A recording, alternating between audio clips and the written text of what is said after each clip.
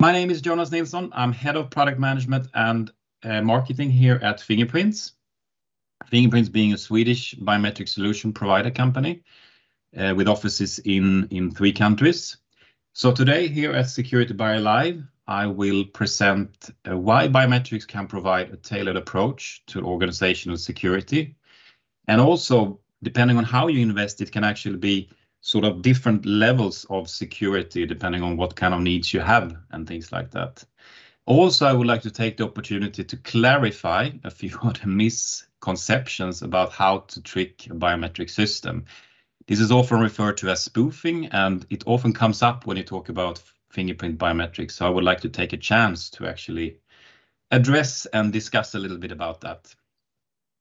So cybercrime is I think all of you know, is a very real problem that affects many, regardless of industry or company size. It's not only damages an organization's revenue, reputation, and infrastructure, but also effects of these attacks are set to cost the world $10.5 trillion annually by 2025. Of course, the good news is that organizations and organizational leaders is fighting back. And this is the evidence of this is, of course, that the spendings on fighting backs against cybersecurity crimes is surpassing 260 trillion or 260 billion by 2026. So if we start off by looking at some of the statistics, at the core of the problem, as 80% of the breaches is actually has to do with the password or the PIN being compromised. So this is really the core of the problem. And if you combine that with the next figure that I have presented here, the 60% of consumers say that they have too many passwords to remember, with some of them having over 85%. I think you have sort of a perfect storm, because the problem is that if you have too many passwords, you tend to reuse already existing passwords, or you use very weak ones that are easy to remember.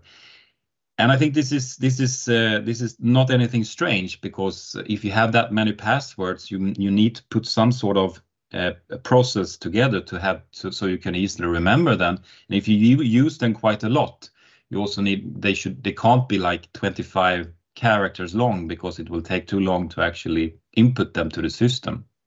So this is the core of the problem. But there's also a cost associated with this.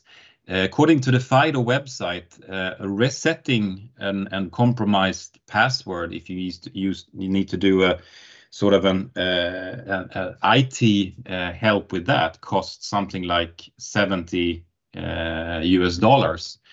And it's also irritating, because you have to go, if you're getting help, there is a cost with it. But if you need to do it manually, it will take your time, and it's also quite a long thing that you need to go through in order for you to do so. So biometrics. So first question really is biometrics really secure? I would like to think that perhaps I'm a little bit biased, so I try to go through a bit of a pros and cons here, starting off with the sort of the fundamental here. How unique is a fingerprint? Because you keep hearing about this thing that there is not two different persons in the world that share the fingerprint pattern, and possibly that's correct. I don't know. I don't think any real study has done that. But there is you have unique patterns, of course, but the problem is that it could be actually, since you don't capture the whole fingerprint, there could be areas of your fingerprint that is actually very, very similar to another person. And this comes down to statistics, what we call in the biometric industry as the security level of the biometric system. So the higher the security level, the less likely it is that anybody else could actually access your system by showing their fingerprint. So this is really taken care of using databases, and you test this and you certify your biometric system, basically. If you look at the next bullet, the what we call the privacy by design, I think it's a very important thing to mention, because the biometric at the end of the day is something that is very private. You don't want to get your fingerprint compromised in any way, because again, you have 10 of those, and if one gets compromised, you have nine more to go, basically. So I think from the biometric industry, it's really important that you think about this privacy by design from the ground up when you design a biometric system. So what that means is that the biometric data is captured, enrolled or registered, and also stored and managed all on the same device. So basically, if I have something like a FIDO device with a biometric system on, my information, my fingerprint information is stored on that device, and I carry that device myself. And it's also stored in a way that it cannot be extracted or anything like that. So what we mean by that is often we store it in some sort of secure manner, like a secure element or a secure CPU or something like that. The biometric system, by saying that we have this stored in a device, by using biometric authentication, you also go through a multi-factor authentication, with the password or the PIN being something you know, to something you have and something you are. Basically, you carry around your own fingerprint and you present your live fingerprint and authenticate yourself using mechanism in that device. So it's quite a step from a sort of a password type of authentication mechanism. And another misconception is that we don't store images, fingerprint images, in fingerprint biometric system. So it's not as you see on movies where you dust and you collect fingerprints and you see this fingerprint swirl and things like that. That's not what we store. We capture the fingerprint image, but then we actually extract information from that and make a mathematical representation. So it's entirely different. It's actually, I mean, we try to find interesting areas in the fingerprint, but it could also be like sweat pores and things like that. And those we sort of represent in a proprietary format, and then store that as a sort. So you can actually see it as a long, very, very long password, basically.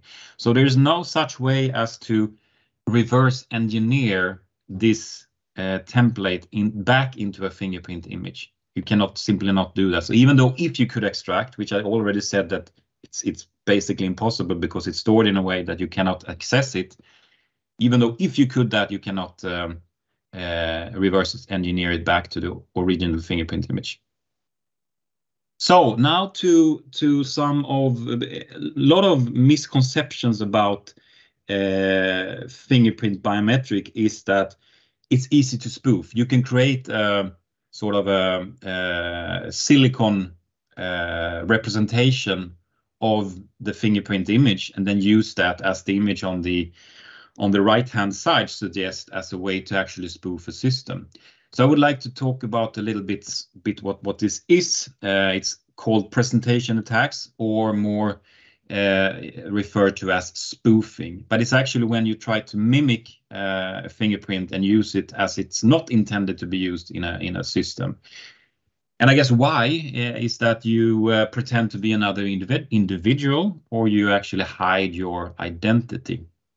So first of all, there is two fundamental ways of go about when it comes to this spoofing. There is a cooperative attack and there is an uncooperative attack. Most what you see on YouTube and universities and things like that who try this and try to breach, for example, their smartphone and things like that, that's the first category, the cooperative attacks. Basically says that I allow either myself or somebody else to make an spoof out of my fingerprint. So as you can see on the again on the right hand side, you actually put your own finger and make a copy out of it. And this is totally different, because regardless what the biometric industry says, this is extremely hard to protect yourself against. We have algorithms and filters that tries to actually combat this, but it's very, very hard to, because if you allow this to happen, you can make a perfect copy of your fingerprint, and then you tinker around with the chemicals to get a very good characteristics of the material that you're using. And you can also, without risking anything, try this on your own phone, biometric system, and whatsoever. At some point you will actually succeed.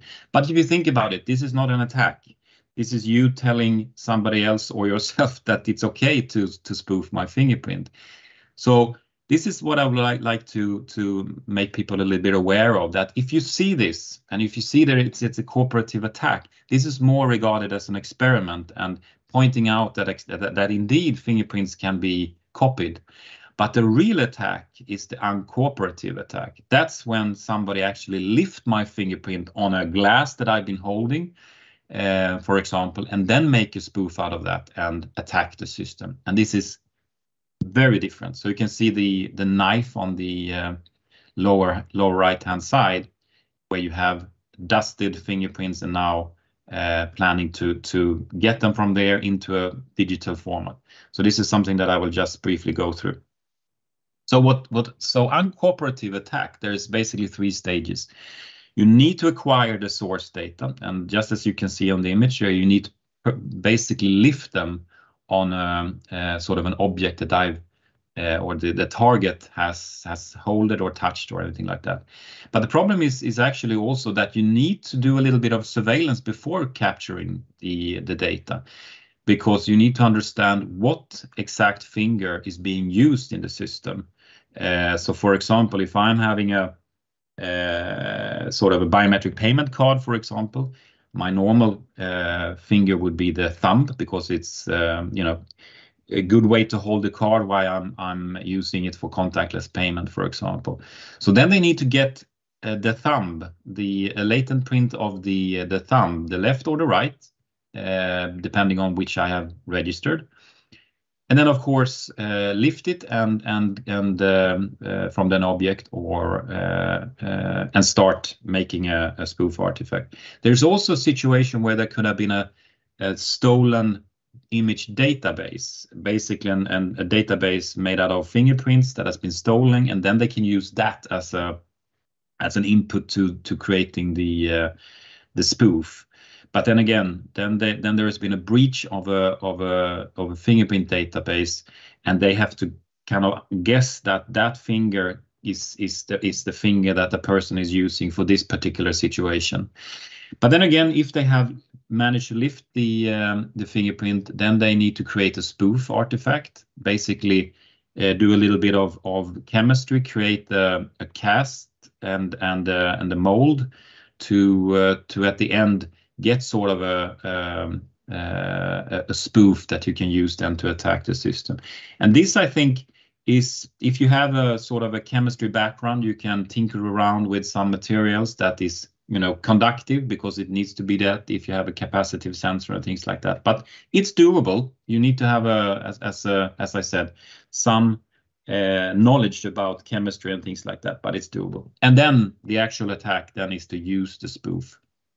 Depending on the situation, if it's a door that you think you will enter, you will have chances to actually start using the spoof. But if it's in a store, for example, authenticating a transaction, then you will have a problem, I guess, with the sort of spoof that I'm illustrating here on the right-hand side, because probably somebody at the store will actually notice.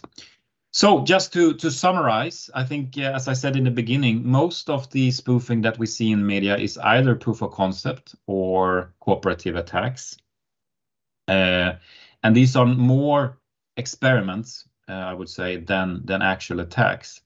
And if you're not using cooperative attacks, then it actually requires quite a lot of knowledge, and it's a lengthy task, especially of getting hold of the fingerprint in the first task. And as it turns out, criminals are rather lazy. They would like to have attacks that are scalable across multiple devices, people or companies, which is spoofing is not, because you attack one device, one person. And the window of opportunity, basically, for how long time can you use this attack, is often limited.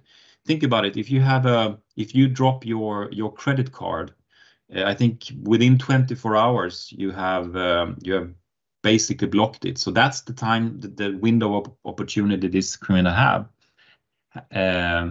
So basically, what it comes down to is often the risk and investment outweighs the reward.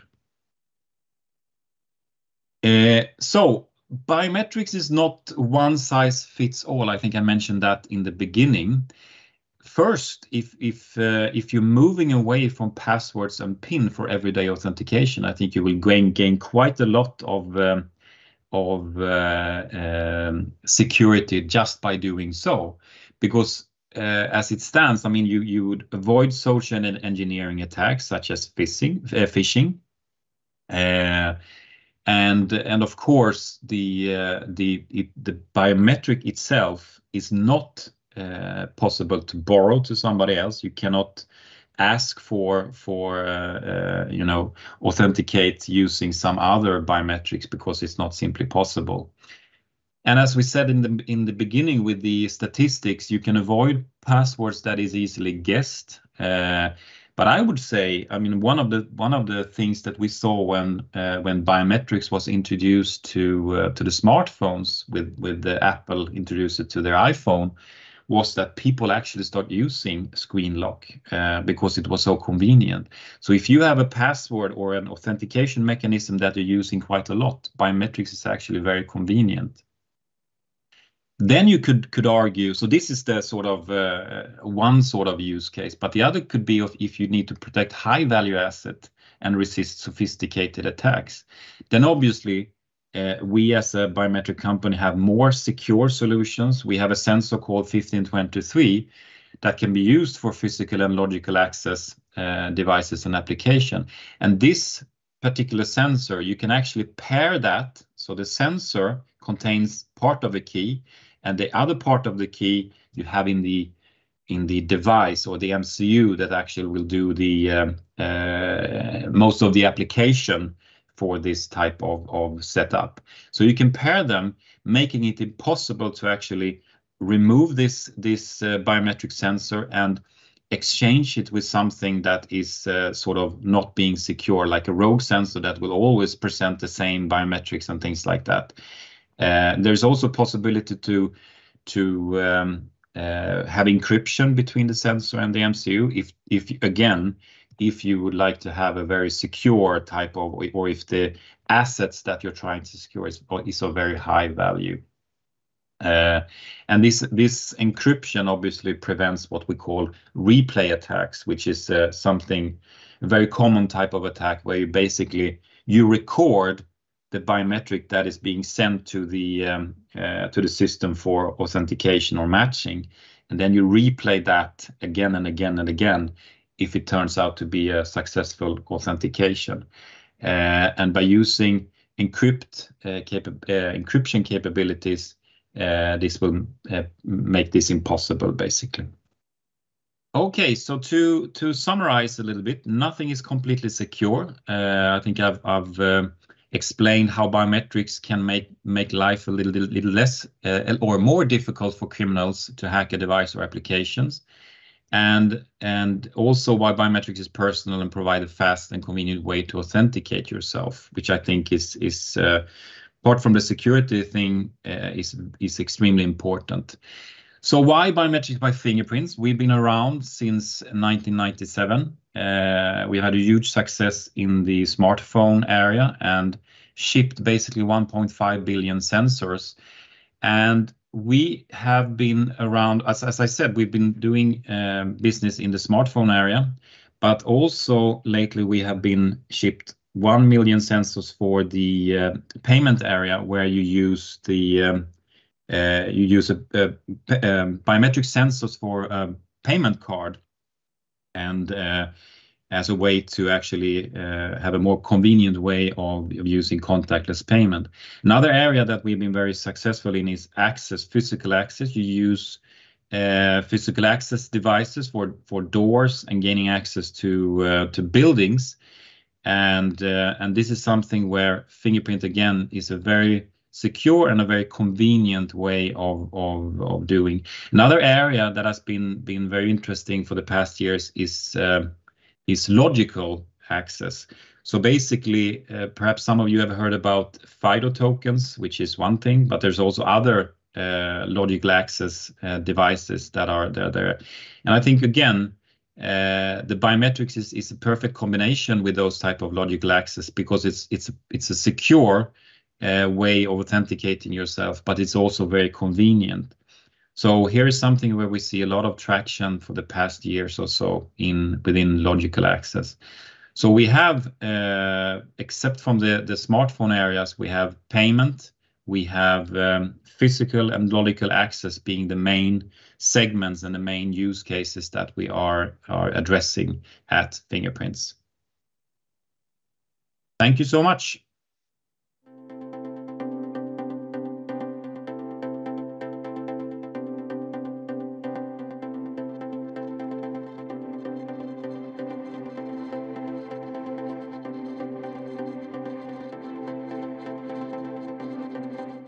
So thank you, Jonas. Really appreciate you taking the time to present to us today and explore the spoofing and biometrics misconceptions that you mentioned in your presentation. So we're just going to run through a couple questions in our Q&A, and we're going to start at the use of biometrics and how it's been increasing dramatically. It's now becoming a steady component in many organizations' security systems. So if somebody has already got a security system, is it difficult for them to then integrate biometrics into that current system? Yeah, that's a very good question. And I would like to say that it is easy to integrate, but of course it depends a little bit about what exactly type of system you're trying to add biometrics as a mean to authenticate yourself. But let me take an example.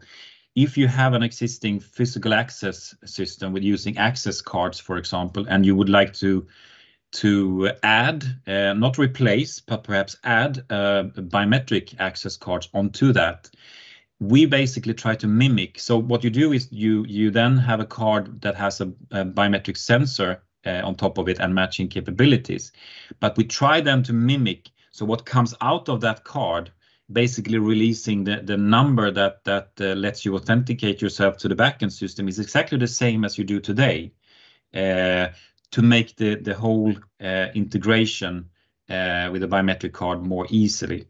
But obviously, and the same goes for a FIDO device, for example. The only thing that before we're releasing the FIDO credentials in a FIDO device, you have to do a biometric authentication instead. So we try to do this as seamless as possible, but of course it depends on the application that you're adding biometrics into. And you spoke about the majority of cyber breaches being based around passwords and human error. Do you think this is the primary reason that multi-factor authentication has seen a rise in popularity? I would like to think so, yes, because I think organizations are starting to see that the password are really one of the big problems with cyber security related issues. So I would like to see that the multi-factoring using, for example, biometrics is one way of actually kind of gaining some sort of control in this area for sure.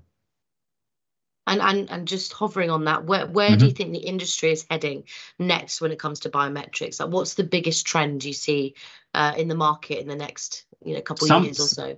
Something that we clearly saw during the pandemic was, for example, people that for obvious reason, hygiene and things like that, are not really interested in touching PIN pads and things like that. That has continued after the pandemic. So now contactless payment, for example, is rising, and we have an initiative now with adding biometrics as a mean to secure this contactless payment, but also the hybrid working situation that we are in now. People are working more from home as a result from the pandemic. And using biometrics at home is a good way to authenticate yourself, and you know, the organization actually know that it's you who is logging on, because they can't see you and things like that. So those are two areas that I would like to, that I think is going, yeah. And spoofing, as you mentioned, seems like quite a minimal threat to a biometric solution, purely because of how long and complicated the actual process is. What do you think is the biggest challenge, though, to biometric manufacturers? Is it spoofing? No. Spoofing, and I mean, even though I spoke about spoofing 50% of the presentation here, it's just that this is something that we get so many questions about it. So I think it's important to address in a presentation like this. But for sure, if you ask me, this is not the main concerns with biometrics. The main concern is actually, you have a small percentage that has a little bit of a problem with biometrics. You could have, sweaty fingers or dry fingers and things like that. So I would say what we have spent the 5 or 6 last years of pouring resources into making sure that it works for the 100% of the population. So you don't have like 1% of your work fleet that has to still using PIN and things like that. That I would say is the big thing that we as the biometric vendors needs to focus on. It's a very interesting point. I mean, I wouldn't have. I mean, you speak about facial recognition being biased, but you don't necessarily think of fingerprints or that other side of biometrics. So that's very interesting for you to discuss the inclusivity of it. Yeah. And just lastly, you spoke about logical access. Could you just clarify what you mean by this? So logical access is, I mean, physical access, I think you can basically hear what it is. You need to enter a premises or something, like open a door and things like that. But logical access is more gaining access to your computer, for example. So you can see you have laptops that also have integrated biometric sensors, for example, and you can use that to log on to Windows, for example, instead of using a PIN or a password. And a FIDO device is also sort of a logical access device, which you can use to sign into different websites in a secure way instead of using a password, basically. So that's 2 typical examples of logical access. Well, thank you, Jonas. It's really been great to be able to talk through biometrics with you. If anybody has any further questions about how they can implement biometrics into their system, then please do reach out to Jonas directly on the platform, and really appreciate your time again. Thank you. Thank you so much. Happy to be here.